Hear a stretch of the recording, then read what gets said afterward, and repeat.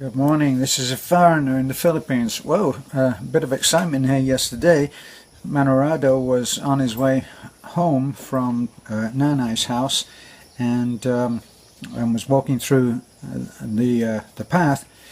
The path is quite overgrown with grass, and he felt a pretty heavy bite on the foot, and certainly jumped up and saw a snake that apparently was about as thick as his wrist, so a fairly big snake. It was quite a bad bite. Then comes the Filipino culture. This is the hilltop community, and farming stock, if you like. He took himself off to the faith healer that is on the other side of the hill, and the faith healer did some incantations over the cut, over the bite, and apparently I'm just relaying on to you what has been told by me. Beth, What? would you like to come over and just explain what happened when Rado went to the faith healer, so it comes from you, much more authentic? Well, come into the picture. So, don't worry, you look lovely. Yeah, Manong Rado just go to the faith healer in the next mountain, who they believe that had some power, because there are other neighbors also here in the other community also been bitten by cobra and other kind of snakes, and what the man did is just do that, and also to the wound where the bite, and then do some magic word like what he knows, and then instructed to that person being bite by the snake, don't drink water for a couple of hours. So it affects to the other people. So Manong Rado think that it's the same, and prayers, So that's how it is. There's a lot of snakes, right? Because we are in the farm, it's just a matter of being careful and extra careful. Now, what you're seeing with Beth laughing is it's not that she thinks it's funny that her brother has been bitten by a snake. It's just that's the Filipino reaction to so many things is to laugh.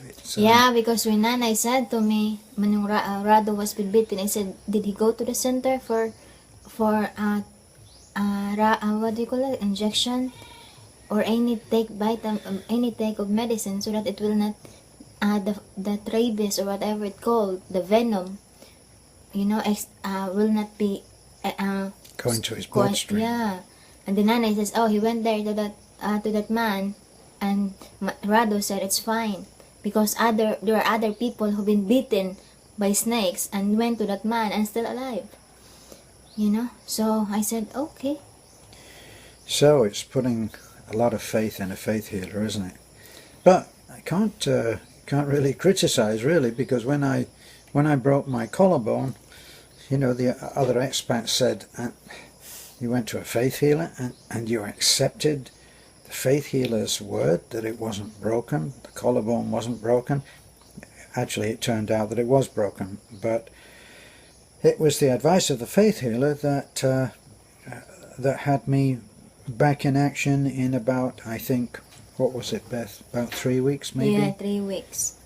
See, whereas, certainly on my knowledge of Western treatment, I should have been strapped up and really immobilized, but the faith healer said, no, don't do that, don't strap up and exercise.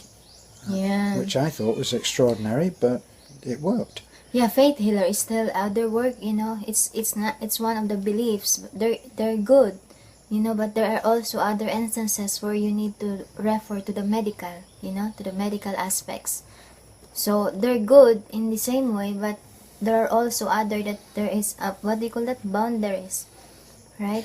There are limits. Yeah, there are limits because there are some disease, or there are some what do you call that, other things that they cannot guarantee so you need to go to the specialist, but they're good also. So Well, they have their place, yeah. is what we're really saying. Yeah.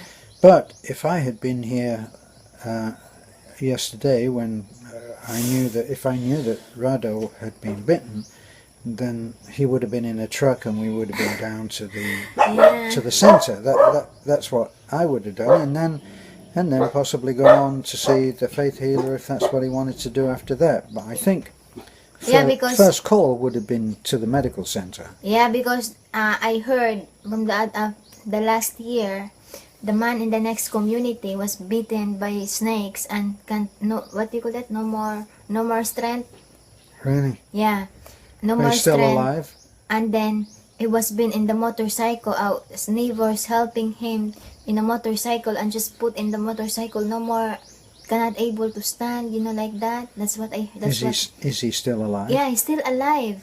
And then they bring that to that man there in the other mountain, and then just so that that venom, and then after that the man walk, and instructed, don't drink few water, couple of waters, don't drink water in a couple of hours, and in fact the man is still alive. So that's a lot here. And is he back to, do you think he's back to normal, full Yeah, strength? he's back to normal.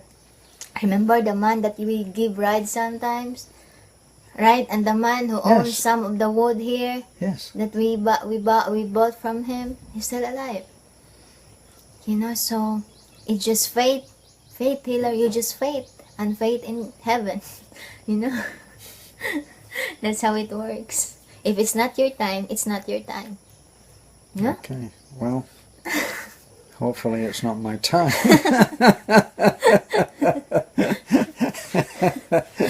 Well, what have we got on this morning? We're going to. I gotta go and get some cladding first. Yeah, you're going some get some cladding because our guest house is looking We good. ran out of cladding Yeah. on the interior, just to finish off the interior of our house, our guest house. So I got to dash down to Taliban and get that and dash back again so that the workers have that to Yeah, work then with. after that, we're going to bring 16 kids from the other from this barangay. We're going to get some kids there and then bring them to Alturas to the mall for clothes. Thanks to Ma'am Bitsy and family for sending gifts for that kids.